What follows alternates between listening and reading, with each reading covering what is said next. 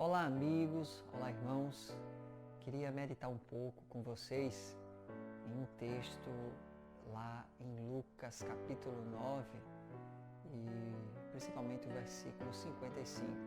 Relata a história onde Jesus diz aos seus discípulos que vai a Jerusalém e pede que eles adiantem e preparem um lugar. E eles entram em uma aldeia de samaritanos e pedindo um local para que Jesus pudesse repousar, e eles recebem uma resposta negativa, onde Jesus não poderia estar lá naquele local, naquela cidade.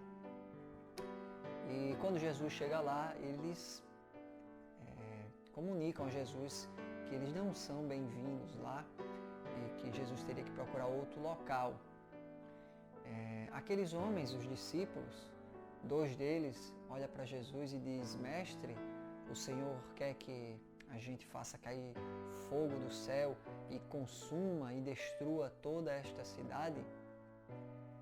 E Jesus diz para eles essa pergunta, essa afirmativa lá no versículo 55 do capítulo 9 de Lucas, que diz assim: vocês não sabem de que espírito sois. E ele diz: porque o Filho do Homem veio para salvar e não veio para destruir. Isso mostrando para eles como eles estavam distantes do caminho do Mestre, como eles estavam distantes do entendimento do que era ser um discípulo.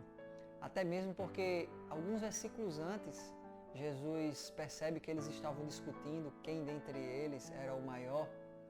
E Jesus vai dar a lição que o maior deles seria aquele que fosse como uma criança. Então, nós observamos essas atitudes imaturas dos discípulos, onde nessas questões de querendo ser o maior, querendo usar a força, querendo destruir porque não foram bem recebidos. E é esse mesmo Jesus que fala no Sermão do Monte que nós devemos estar orando pelos que nos perseguem, abençoando os nossos inimigos, porque é isso que faz a diferença daquele que se diz cristão, daquele que se diz filho de Deus, daquele que se diz que segue a Cristo realmente.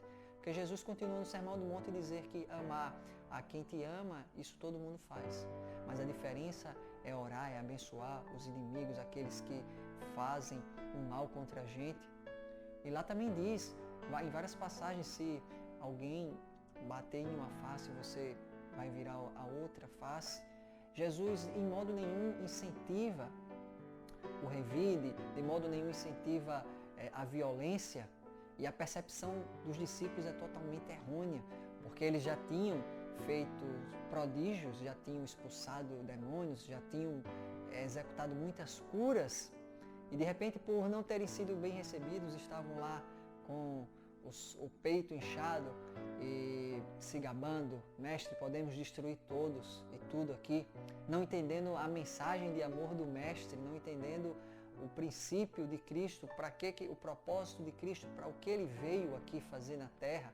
E Ele tinha uma missão, estava indo para Jerusalém e continuou na missão de salvar. E no meio, os discípulos que andavam com Ele todo momento, vendo que Jesus falava, vendo que Jesus fazia as inúmeras curas, porque a Bíblia diz que se fossem relatadas todas as curas de Jesus, não haveria livros no mundo para escrever. Então você observa o quanto aqueles homens estavam vendo o trabalhar de Cristo, mas ao mesmo tempo não entenderam nada.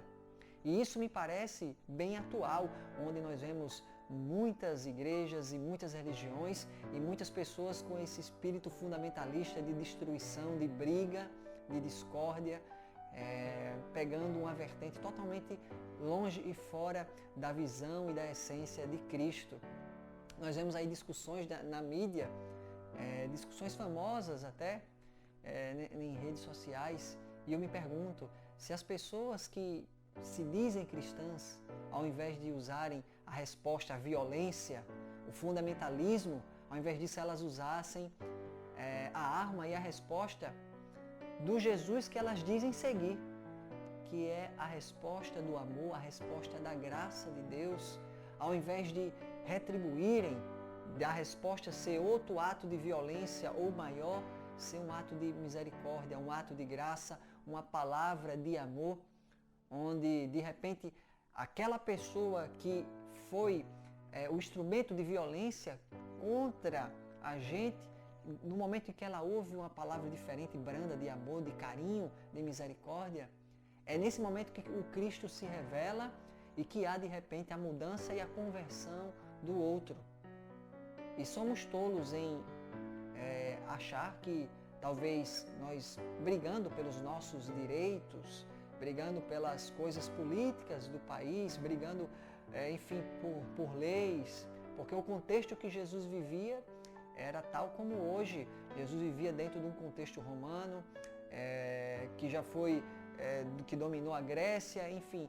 Se você estuda história e você vê o que acontecia em meio aos imperadores, em meio a essas civilizações, as coisas que aconteciam lá, Jesus pouco importava para ele esses contextos sociais, o qual muitas vezes a igreja se engaja de forma fundamentalista, esquecendo do principal, que é demonstrar o amor, que é através do amor e da graça as pessoas vão sendo libertas e salvas. Cristo tinha um caminho a seguir, ele tinha que ir para Jerusalém, e esse caminho que ele cumpriu foi um caminho de amor e graça, e no meio desse caminho estavam os discípulos discutindo quem era o maior, quem era o melhor, discutindo sobre usar a força humana, destoando totalmente do projeto, do propósito e da ideia de Cristo, de alguém que seja um discípulo dele, de tal como está no Sermão do Monte, amar aqueles que estão perseguindo.